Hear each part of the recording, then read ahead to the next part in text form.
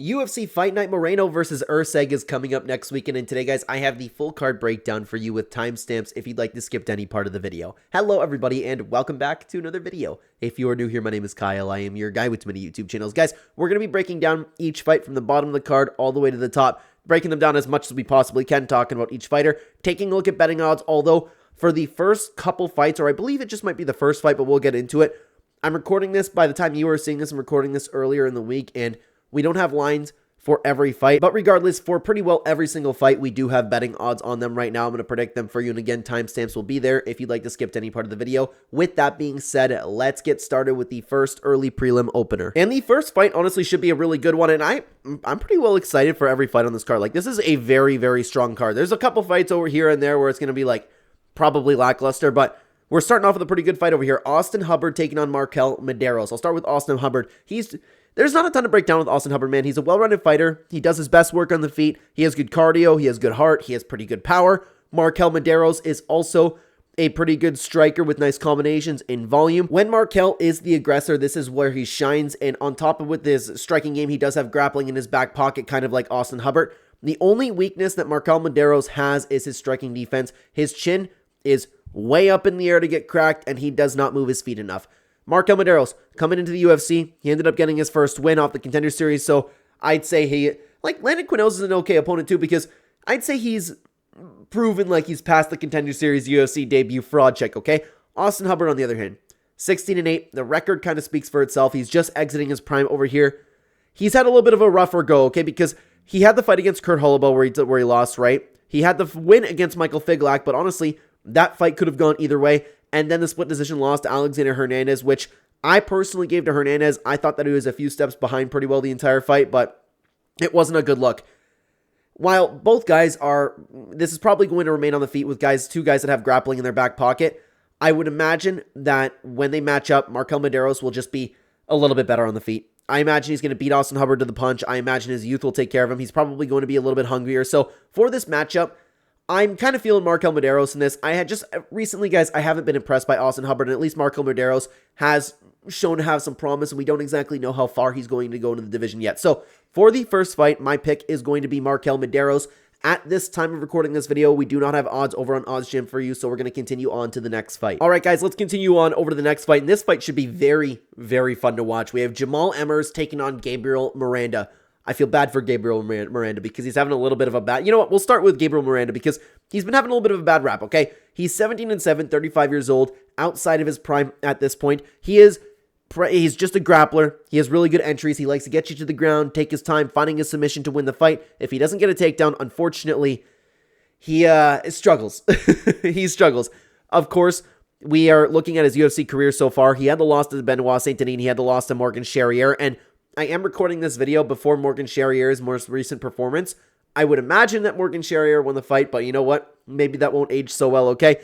Morgan Charrier and Benoit Saint-Denis are two absolute dogs to get fed into coming to the UFC, okay? The vast majority of Dana White and series contender prospects coming into the UFC having to fight Morgan Charrier and Benoit Saint-Denis would get dominated. And I know that Benoit Saint-Denis, not a lot of people are hyped up on anymore. He is still, as Joe Rogan would say, he's still a marauder, dude.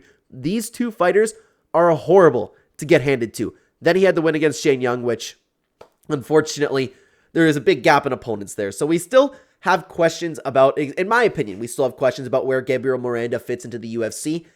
I would imagine that it's not too high up in the division, you know what I mean? But I'm just saying, I think he's still a little bit unproven for that reason, okay? Jamall Emmers, on the other hand, Jamall Emmers also, like, it's shocking to see his record 28 because I think Jamall Emmers is a pretty good fighter, okay? He's a striker and a wrestler who typically doesn't use his wrestling offensively, but instead he uses those wrestling skills to defend against takedowns coming his way to remain on the feet. He has great versatility, slips, speed, heart, chin, cardio, you name it. The dude has a pretty well all-round game, and he's looked pretty good even in his performances. I know he's been a little bit inactive. The Jack Jenkins fight, that was a split decision. It was an absolute war. He looked great in that fight. Dennis Bazooka, he also looked good in this fight. And against Nate Landwehr, man, Nate did what Nate did, and Nate made it really, really dirty, but he was putting an absolute beating on Nate Landwehr, okay? Guys, I would imagine that Jamall Emmers would also start putting a beating on Gabriel Miranda. I'm just sitting here and kind of questioning it because Gabriel Miranda, again, he got fed very tough opponents. So it wouldn't shock me. It's like, okay, you know what? Gabriel Miranda's looking pretty good against Jamall Emmers. And Jamall Emmers, he's beatable. But I am going to sit down. I'm going to pick Jamall Emmers. He does have a well-rounded game. I would imagine his takedown defense would be good enough to beat Gabriel Miranda, but he's going to be faster on the feet. He's going to be more powerful. And he's probably going to put a little bit of a whooping on Gabriel Miranda. Again, Gabriel Miranda fighting a fighter that is very tough to fight in this division. Okay, so my pick is going to be Jamall Emmers. Now, moving forward, guys, from this point on, we do have betting odds for every single fight. And for this next fight, honestly, this might be the fight that I'm looking forward to most on the entire card. We have Melquizael Costa making a very fast turnaround. I'm going to just see him, okay? 2 weeks ago. Yeah, I was about to say, we just watched Melquizael Costa fight, okay? He's making a very quick turnaround against Christian Rodriguez. This is an absolutely phenomenal technical fight, okay? We'll start with Melquizael Costa. I think he's finally on people's radars because I have been talking about for a long time that this dude is under the radar. This dude is a very, very good, capable fighter. I've been watching him since the LFA, okay? He's a very well-rounded fighter who, while he does possess skills everywhere, he does prefer to strike. He has good Muay Thai. Sometimes he can show up and be slow-paced. Sometimes he isn't, though it's a little bit difficult to gauge on Melquizael Costa at the moment. On the ground, his defense is really nice. He has really good scrambles. He has good submissions. Like, he is a very well-rounded fighter.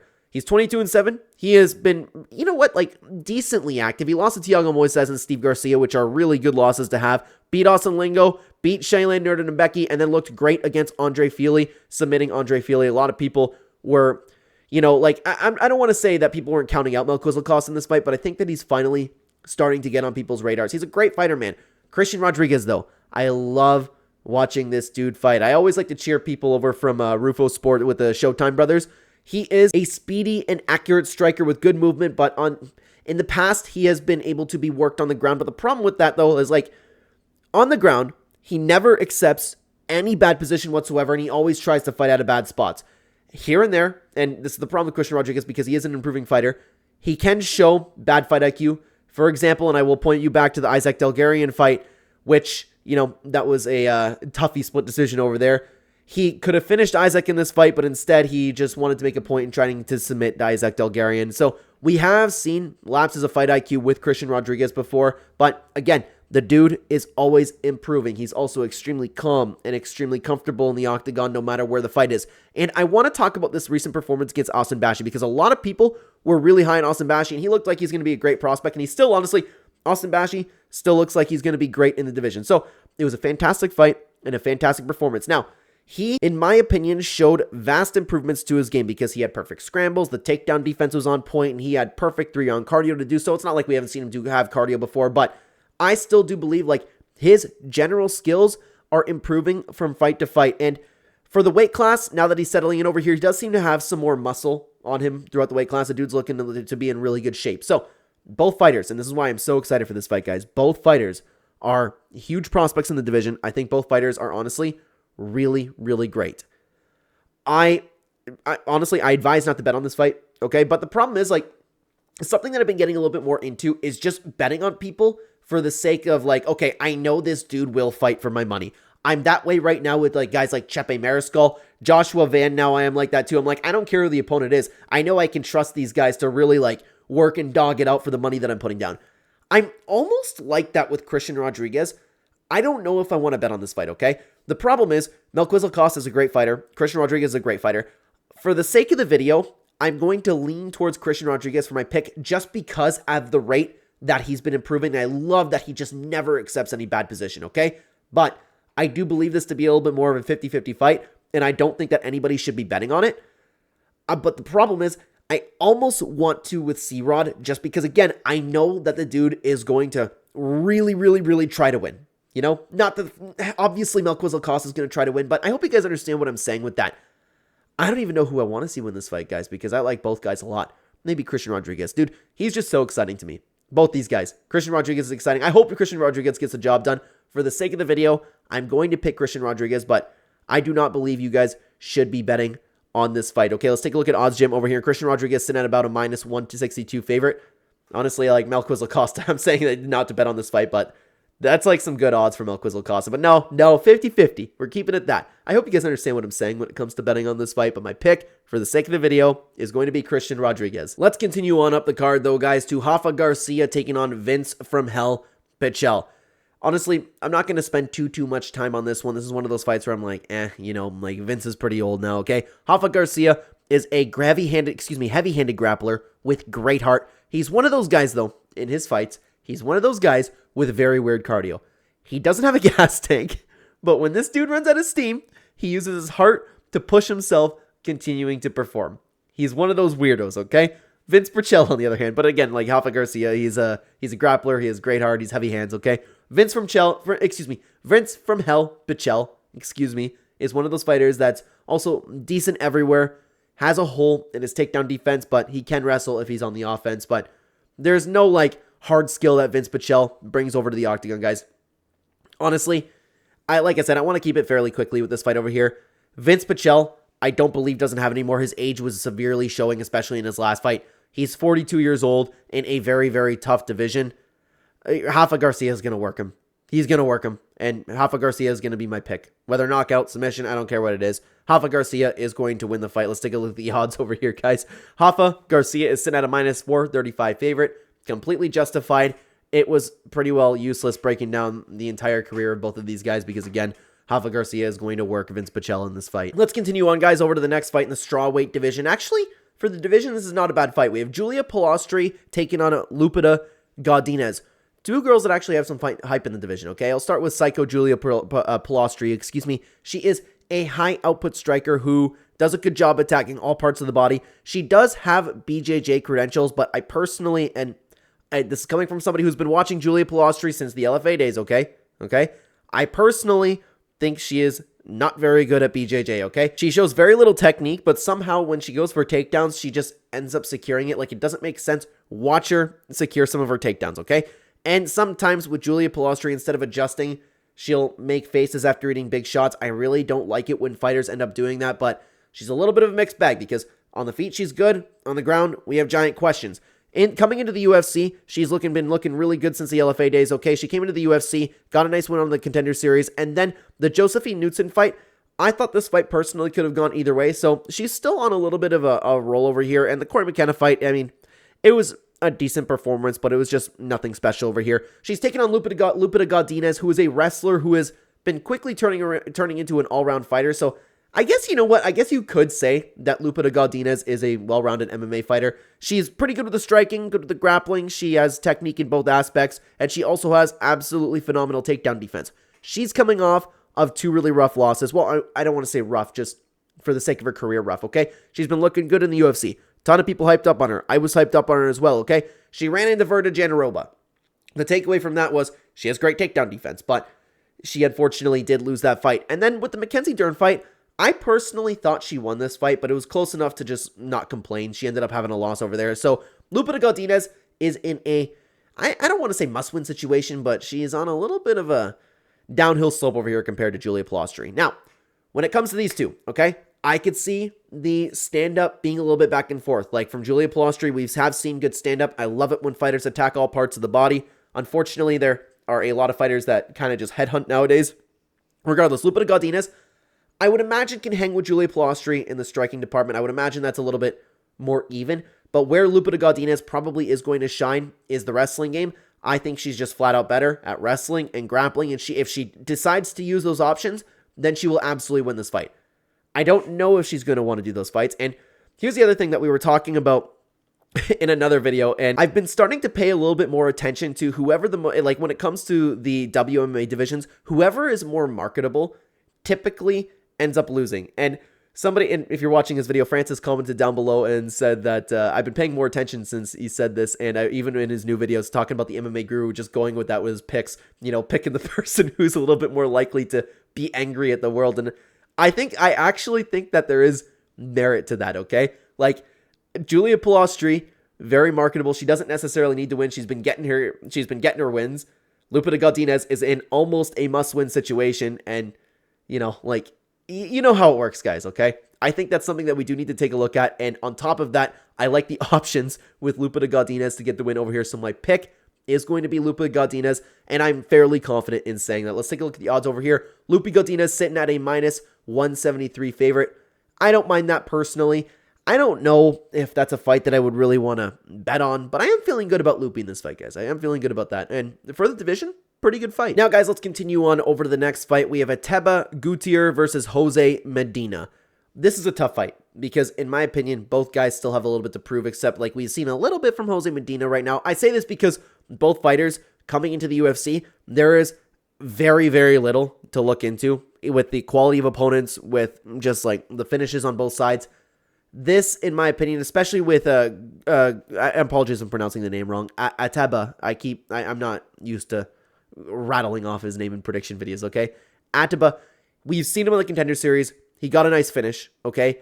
But I still, like, there's a lot of questions behind these guys. So first off, this is a fight that I do not believe anybody should be betting on, in my opinion, especially with the wide odds that I have already seen for this fight. Regardless, he's a striker with big, heavy hands. We've barely seen his wrestling, so his ground game is still unproven. Jose Medina, on the other hand, he's a very tough fighter with good power in his shots. Sometimes he can get sloppy, but that's not all the time. And have a little bit of a problem with Jose Medina because I don't like sometimes that when he's hurt, he starts going like, oh, that didn't get me, and started taunting, kind of like, and again, I hate it when fighters do this. Instead of adjusting, you're sitting there taunting, saying, no, that shot didn't hurt me. Coming into the UFC, he took on Contender Series, he took on Magomed Gatzia Sulov, had a really tough opponent over there, but then he got the shot in the UFC against Zach Reese, and he did change weight classes for this fight, so we're like, okay, is Jose Medina actually going to look good at this weight division? No, he ended up getting absolutely dominated everywhere, and Zach Reese, while he's having a little bit of a rough go, Zach Reese is a great fighter, man.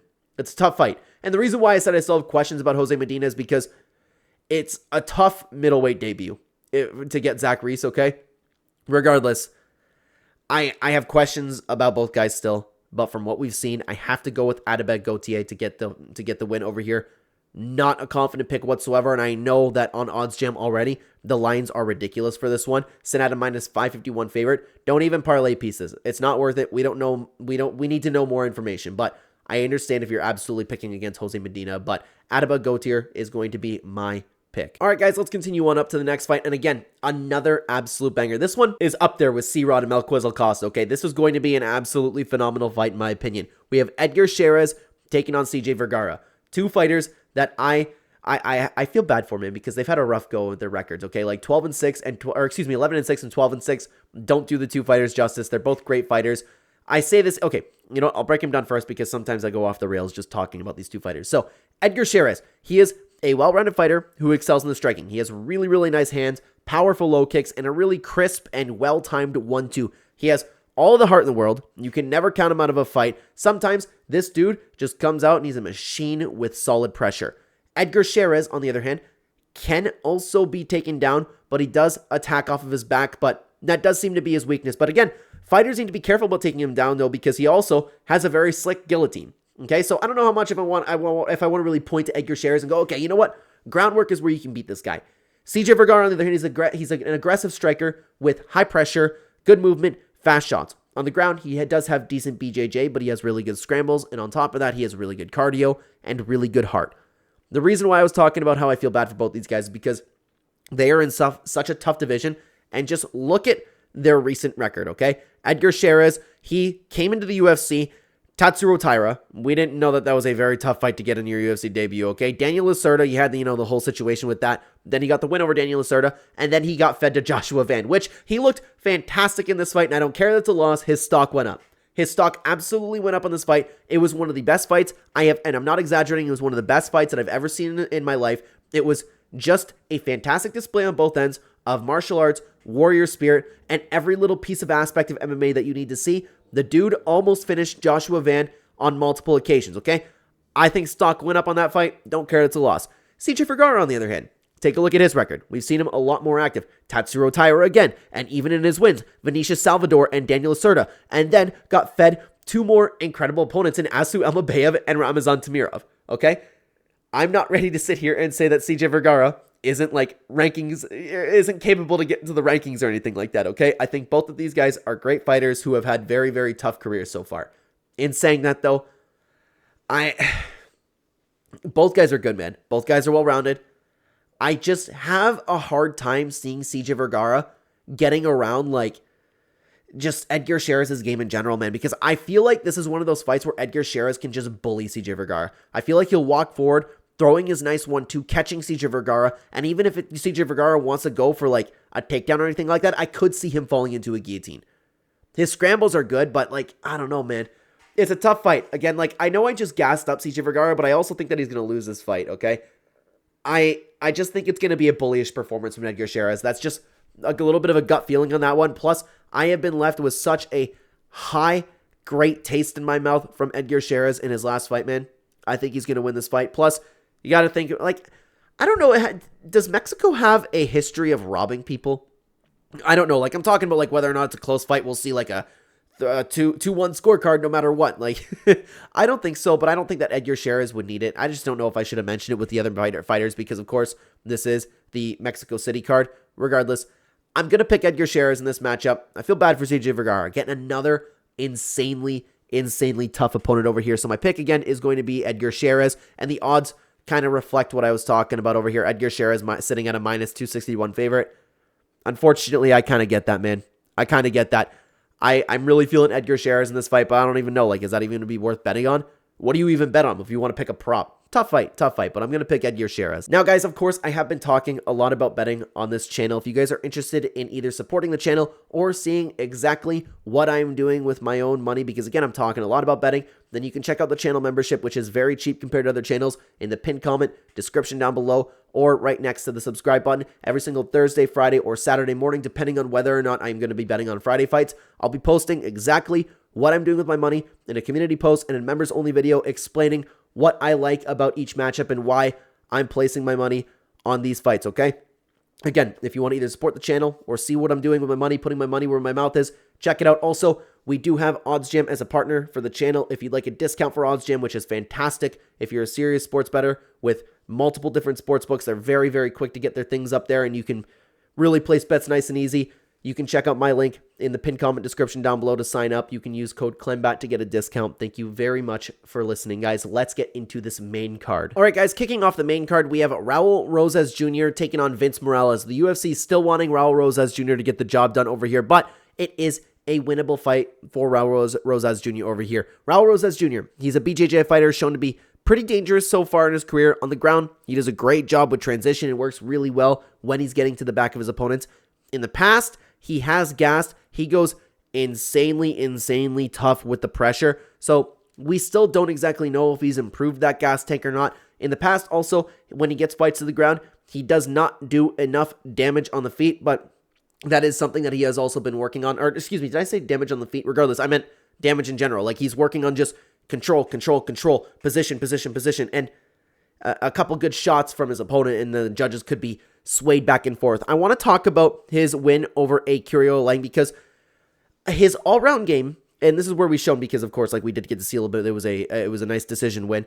It still wasn't necessarily a great performance, but I do think that he showed that his game is improving. He was aggressive, and he actually wanted to strike in this fight, but of course, like, when he went to the grappling, he did much better. He did transitions, and he did nice transitions. He ended up doing way more damage.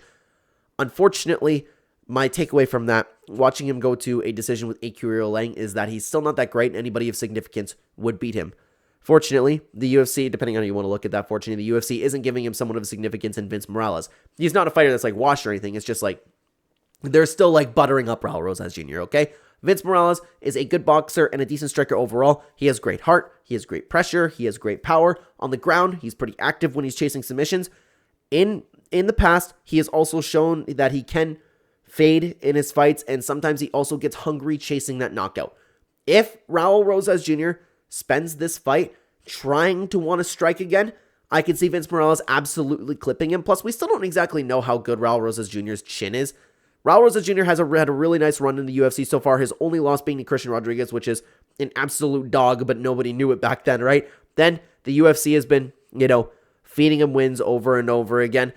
They're at Mexico City. They want Raul Rosas Jr. to win. He's 20 years old. He is extremely promotable. The dude has been making rounds on social media too, so he has the potential to be a superstar, and I understand why the UFC is kind of buttering him up. But Vince Morales, besides Christian Rodriguez, is the toughest fighter that he's taken on so far. Vince Morales hasn't had success in the UFC yet, but I mean, depending on how you want to look at the Elijah Smith, Elijah Smith as an opponent, but Taylor Lapilus was also a really good, he's a good opponent to have, but even in like the Elijah Smith fight, it was a really great back and forth fight. All aspects of MMA were shown, and on like, there's not a ton to take away from this fight. He had a good performance, he just didn't really get the job done. I would just not be shocked if Vince Morales ended up just flat out outstriking Raul Rosas Jr. I think the way this fight goes depends on whether or not Raul Rosas Jr. does what he did in his last fight. If he does what he did in his last fight and goes, okay, I'm going to test out the striking, I want to show that I have an all-round game, and he didn't make huge adjustments, I could see him getting clipped. Okay, Vince Morales is a really good boxer, and let's be real, Raul Rosas Jr. has one of the biggest chins of all time. Like, honestly, like, I know, like, people joke around by that, but that's a big target, okay? We don't know of exactly how much damage that thing can take, but if he goes for the grappling, if he sticks with the game plan, he might be able to get Vince Morales there. I'm not sold on Raul Rosas Jr. having, like, as a lock or anything like that in his past fights, but Vince Morales, I don't believe, is going to beat Raul Rosas Jr. Plus, this is where you actually have to sit down and think about it. We're in Mexico City. This is their big Mexican star they're trying to push. If it's a close fight, it's going to Raul Rosas Jr. If it's a decision win where it's like Vince Morales probably outworked Raul Rosas Jr., the decision's going to Raul Rosas Jr., okay? So I am going to be picking Raul Rosas Jr. to get the win. Again, just one of those fights that would not shock me if we did see an upset. Let's take a look at odds gym over here, and Raul Rosas Jr. is sitting at the average odds of minus 315. Honestly, guys, I'm thinking like 2-1 Raul Rosas Jr. I really am. I think this is a very big step up in competition. I think it's a tough fight, but my pick again is going to be Raul Rosas Jr., but I hope he gets a job done. I actually really like Raul Rosas Jr. I like the UFC's pushing him. I like the hype that he gets. It's going to be fun watching him walk out with the Mexican crowd. Like, I like Raul Rosas Jr. I hope he wins. It's just, this is a tough fight for him. Let's continue on, guys, up the card to a fight that's a little bit shocking to see on the main card, to be honest with you. We have David Martinez taking on Simon Oliveira, and it's been a long time since we've seen Simon Oliveira. Okay, over 2 years ago, he lost to Daniel Marcos, okay? I don't know where he's been. I don't know what he's been doing. Perhaps that's something that we should be taking a look at before predicting the fight, but regardless, this one I don't have too much to break down on. We have David Martinez. He's a striker with pretty good lateral movement, slipping in and out of range. He does that pretty well, and he does bring a good pace along with that. He has good cardio, along with great calf kicks to do in his striking. Before his Dana White Contender Series fight, there wasn't really a ton to take a look at opponents-wise. He got a lot of finishes, but then we actually ended up seeing him have a good performance against Xavier Franklin on the Dana White's Contender Series, him coming into the UFC. Perhaps this is on the main card. I don't know if there's a big push for him. Like, is there? I'm just shocked that he's over Raul Rosas Jr., you know? I just thought that that might change. Regardless, or they just might want a big opener, okay? Regardless, Simon Oliveira, not a clue where he's been, okay? He's 18-5. We haven't seen him have a win in the UFC against both Tony Gravely and Daniel Marcos, which Daniel Marcos is a fantastic fighter, but I mean, like, depending on how you want to look at that Tony Gravely fight. But again, we're talking 3 years ago, okay? He is for his one craft, he is a very effective BJJ fighter, but he is a subpar striker, and the game plan is, of course, always to get to the fights on the ground and find a submission. This is going to be a striker versus grappler matchup, and I would imagine all the hype is on David Martinez. I don't know. I question, like, the ring rust, if he's been off for injuries. Not a clue. But we still do have, like, questions about David Martinez fighting, like, a very, very solid grappler. A low confidence pick for that reason. But I am going to pick David Martinez. He isn't even in his prime yet. Simon Oliveira coming back after 2 years off, and don't know why. I'm going to pick David Martinez. I don't have too much to say about this fight, guys. That's going to be my pick. Let's take a look at Odds Jam. David Martinez, huge favorite. Huge favorite over here. Perhaps there's something that I don't know about Simon Oliveira and his time off, but then again, like, he is a pretty one-dimensional fighter. Not a ton to break down there, guys. All right, guys, let's continue on up the card, though, to a fight that's probably going to break my heart. If you guys have been following the channel, you might know that I'm a big fan of Kelvin Gastelum. I am cheering for this guy on his mission for gold, and he might be walking into a slaughter. Okay? Kelvin Gastelum. He is, and you know what's sad at this point, is when we break down Kelvin Gastelum, I don't look at Kelvin Gastelum and talk about, like, oh my god, he's a great boxer, he's a great wrestler, this and that, you know? We describe Kelvin Gastelum, and I'm not the only one who does this, as one of the biggest wasted talents of all time. He is a very complete MMA fighter, but he lacks discipline outside of the cage, and it shows. And here he is, back up in the middleweight division. What happened to all the dieting? Honestly, he can't fight at middleweight. He's too small. He's too small. And, like, I know what I just said, like, he lacks dieting. He just shows up, like, pudgy at middleweight. And then he misses weight when he fights at welterweight. I don't know, man, like, The fact that this fight at middleweight is making me think, okay, Kelvin Gastelum might not be taking this as serious as he claimed that he was in his last fight. Other than that, like I said, he's a complete MMA fighter. Boxing, power, wrestling, grappling. He can do it all, but we just can't trust Kelvin Gastelum at this point to show up. Joe Pyfer, on the other hand, he is an extremely powerful and heavy pressure striker for a little bit. At the beginning, though, he is at the beginning of fights, he is so explosive, and he looks like when he's in there for that first couple minutes, he looks like he is there and he can take on the absolute top of the division. Looks like he can beat a Dricus du Plessis. Unfortunately, what we've seen from Joe Pyfer, and this is the big takeaway, of course, from the Jack Hermanson fight, where this is the first time where he ended up going 5 rounds, he can fade, and he has serious problems when he is made to be the nail instead of the hammer. Other than that, when fighting against Joe Pyfer, solid jabs, rangy strikes, and leg kicks can kind of work Joe Pyfer. So I was really worried in this Jack Hermanson fight because this was an absolute hype train derail. But sometimes that's just kind of like what Jack Hermanson does, right? He just, again, I think it's very accurate to say he had a big problems when he's the one being the nail instead of slugging down on the hammer. But he came back against Marc-Andre Barrios, and I was very worried about Joe Pyfer in this fight because you see guys like Joe Pyfer, and especially with the way that he seems to be so emotionally invested into things, you worry about somebody's confidence taking a hit. But his confidence hasn't been hit one little bit. He walked forward, and he got a finish. So Joe Pyfer is still looking good. But we still do have questions about if Joe Pyfer fixed those, I don't know, I guess you could call them holes in his game that he showed against Jack Hermanson. If he gets out of the first round, how's Joe Pyfer going to look? Or not necessarily out of the first round, maybe like as the fight kind of continues on, if it's a very tough fight. We do have questions there, okay? Kelvin Gastelum, he's struggled big time, right? He had the Chris Curtis win, which there was some controversy there, but I do still believe he won that fight. Lost to Sean Brady. He finally got a win against Daniel Rodriguez, okay? He looked okay in this fight, but still he struggled, and he struggled with Daniel Rodriguez of all people. And if you guys have been following the channel, you might know that I believe Daniel Rodriguez is one of the most overhyped fighters of all time. Like, I don't know why people ever pick that guy to win a fight, okay? I don't mean to be insulting, but honestly, like, people are finally on it. But I unfortunately, at 33 years old, almost 34, Kelvin Gastelum is, I hate to say it, but I think he's showing signs of being washed, man. I just do. Like, I keep putting faith in Kelvin Gastelum because I know how capable he is. Like we were talking about Kevin Holland, okay? I just can't trust him anymore. Yeah, you know what? He still might show up and he might win. But I can't trust him to actually be committed to the game, okay? Other than that, what I did like from Daniel Rodriguez, I like that he actually utilized his wrestling again. He's still a very tough fighter, but he's just not the same guy. The same guy that we saw fight Israel Adesanya. The same guy on the come up. Guys, I think Joe Pyfer is going to come in and just swing and put Kelvin Gastelum away. I think that he's going to absolutely slug him. Just like kind of like we saw Marc-Andre Barrios. Same that we saw with other fights too. Joe Pyfer is going to walk forward. He's going to be the bigger, more imposing dude, and I think he's going to put a whooping on Kelvin Gastelum. I hope I'm wrong. I hope I'm wrong because I've been a big fan of Kelvin Gastelum his entire career. I've been cheering for him the entire way. I can't trust him anymore.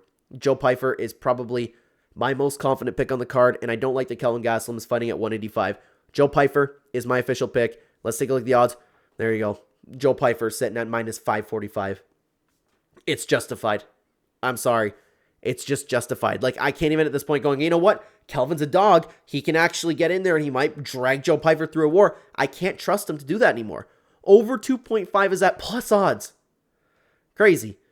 I hope I'm wrong. I hope Kelvin Gastelum gets the job done, but Joe Pyfer is probably going to dummy him. All right, guys, let's continue on over to the main fight. We have Ronaldo Lazy Boy Rodriguez taking on Kevin Borjas. This is a very, very fun fight. I'll start with Ronaldo Rodriguez. He's a tough, slightly technical boxer who isn't afraid to make things dirty. He can be taken down, but he does a good job in scrambles and defense in general if the fight does end up hitting the ground.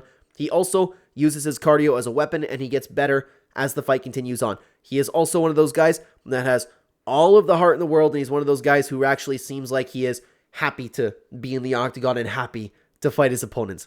He's taking on Kevin Borjas, who is a striker with great hand speed and crazy volume, but the problem being he has pillow hands. That's tough when you're fighting a guy who's like really enjoying being in there like Ronaldo Rodriguez. His takedown, defense, and ground game are unfortunately holes in his game as well. Kevin Borjas, though, problem hero, because he came into the UFC, or the Contender Series, got a nice win, but coming into the UFC, he, in the Joshua Van fight, again, a dog to get fed to, but he looked really good, especially in the first round, okay? And then the Alessandro Costa fight is the one where he really, really didn't look good, but I also think that Alessandro Costa is a very underrated fighter. So I still do think Kevin Borjas has potential, but we still need to see a little bit more from him. Lazy boy Ronaldo Rodriguez, though, since we have seen him bust in the UFC, he has looked really good. His fight against Ode Osborne was really fun. It was an absolutely brutal war, okay? Both guys have, I don't want to say a ton of hype, but both guys are looking good in their career. I know Kevin Borjas is coming off of 2 losses. He didn't look good in his last fight, but he still has looked good prior to that. I'm not necessarily high on Kevin Borjas. I just think he's a capable fighter. Unfortunately, I don't know why I'm saying unfortunately, but I like watching Kevin Borjas fight too. I gotta go with Ronaldo Rodriguez. I think technically he's going to be a little bit better. I think the striking is pretty comparable, but I like the fact that Ronaldo Rodriguez, his cardio will certainly be better. His heart will certainly be better. And again, he's one of those guys that likes to come in there and he actually seemingly likes to fight. He's one of those weirdos that actually enjoys being in the cage and being in a fighter fight, kind of like Justin Gaethje. It's hard to pick against a guy like that, especially with the hype. The UFC's trying to push him. He's there in Mexico right now. He's going to feed off of the crowd. So while I think like fighter to fighter wise, I think it's a little bit closer. There's a couple things about Ronaldo Rodriguez that is making me lean his way. So my pick's going to be Ronaldo Rodriguez, and I'm sitting at like a 70-30 for that one. Let's take a look at the odds over here. And the odds are kind of close too. Ronaldo Rodriguez sitting as a small favorite over here.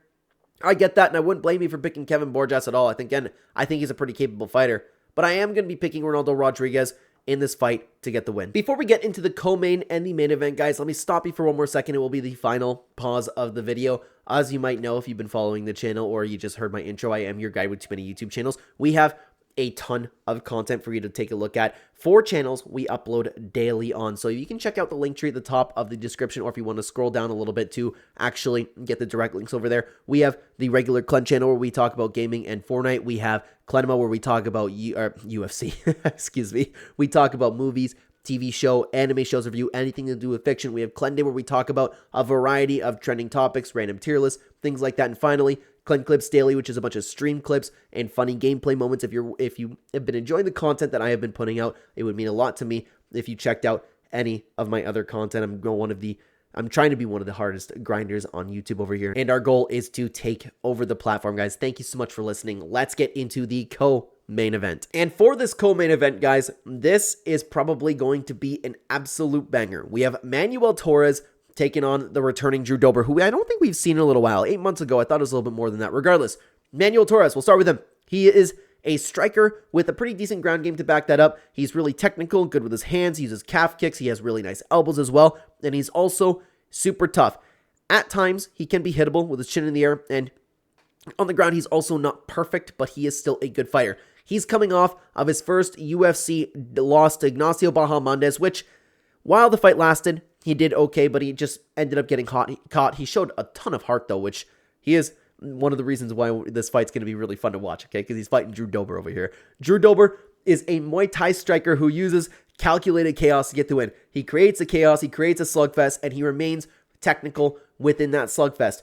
He has a crazy chin, drags people into wars, and overwhelms them. He has an okay ground game, but actually, in my opinion, underrated striking. Recently, in Drew Dober's fights, he is shown to be accurate, patient, and powerful. He has spoken about getting into his own hype, and instead of swinging, he'll be more focused on technique, and so far, he's done a good job in doing so. He's 27-14, one of those guys where he has just been fed to wolves his entire career. His losses, Matt Frivola got caught there, Renato Moicano, and Gene Silva. Very, very, very tough fights, and unfortunately, he didn't necessarily look the best in the Gene Silva fight. The problem being, especially like with Gene Silva, okay? Because I'm not sure if Drew Dober's past his prime. Well, like his body is. He's 36 years old, which is crazy. Like Drew Dober's been fighting for so long, man. Gene Silva is such a good fighter. And I think he's a top 5 talent, okay? It was an insane war. Silva did more to win, but Drew Dober just looks slow compared to Gene Silva. And it might just be the lighter man. So I don't know. Like, it's just the first time where I looked at Drew Dober and I'm like, ooh, this dude might be past his prime now. But I don't know, okay? This is a toughie, though, because while Manuel Torres is a good fighter, very, very good fighter, this is a step down in competition for Drew Dober compared to a lot of the fighters that he has been fighting.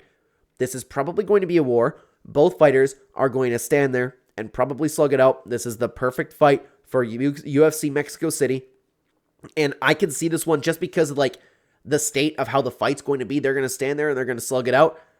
This fight can go either way. I'm a little bit more inclined to lean towards Manuel Torres just because, again, recently we've seen a lot of heart over from him.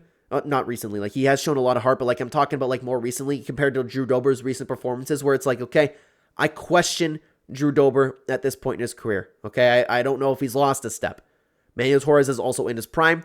He's in Mexico City. The crowd's going to be cheering for him, and he will probably thrive off of that. I would give him a very, very slight lean, but honestly, guys, with the way that this fight's going to go, like I said, it's going to be a slugfest, and anybody can catch either guy. Both guys are hittable. Both guys are going to hit each other, okay? This fight is a little bit closer to a 50-50, but for the sake of the video, I'm going to pick Manuel Torres.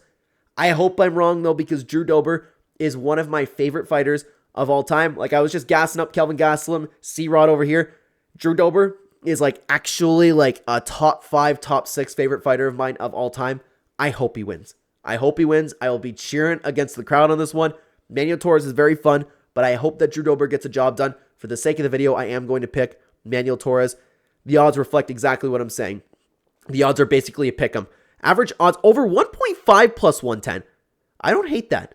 I don't hate that. This fight is probably a don't bet no matter what scenario, but I actually don't hate it. For plus money at over 1.5, how often do you see that, guys? But it's a pick'em fight. I agree with that completely, but I am going to be cheering my heart out for Drew Dober. All right, guys, let's continue on over to the main event. We have Brandon Moreno taking on Steve Erceg. This entire card, this is going to be one of the best cards, guys. Like, there is no way that this card doesn't deliver. Every single fight that we've talked about pretty well is exciting. Brandon Moreno. We all love Brandon Moreno fighting in his, I don't know if it's his hometown, Mexico City, but regardless, he's really, really close to home. He is a very complete fighter who can pretty well do it all. Whatever the fight goes to, whatever aspect of MMA, he can typically match his opponents. He has all the cardio and the heart in the world to get the job done as well. Steve Erceg, on the other hand, is also a very complete all-round fighter. He can do everything with nice technique pretty well everywhere. Historically, he's had a good chin up until his last fight, but he's had he's had good cardio. He pretty well has everything in the toolkit unless you choose to absolutely brawl with Steve Erceg, and that if that's the case, he can actually have some issues over there. But, like, in everything that I just gassed up Steve Erceg to be, though, it obviously doesn't mean he's the best, but he's just, like, content at any point in his fight. Steve Erceg, finally, to my shock and a lot of other people's shock, too, he got chinned. When somebody finally gets chinned, of course, you do have to question whether or not they're going to come back and their chin's going to look the same, because historically, Steve Erceg had a good chin. Steve Erceg is coming off of 2 losses. In my opinion, he won the Alexandre Pantoja fight, should have been the flyweight champion of the world, but he didn't look so good against Kai France, man. Like, he ended up just getting cranked. Brandon Moreno, on the other hand, I want to talk about his recent performance because I, myself, and a lot of other people were worried about Brandon Moreno in the state of his career. He lost the razor-close fight to Alexandre Pantoja and lost against Brandon Royval, okay? I was questioning a lot of this, and I'm not the only one that was doing this because he had a little bit, like, he had a poorish performance in this fight.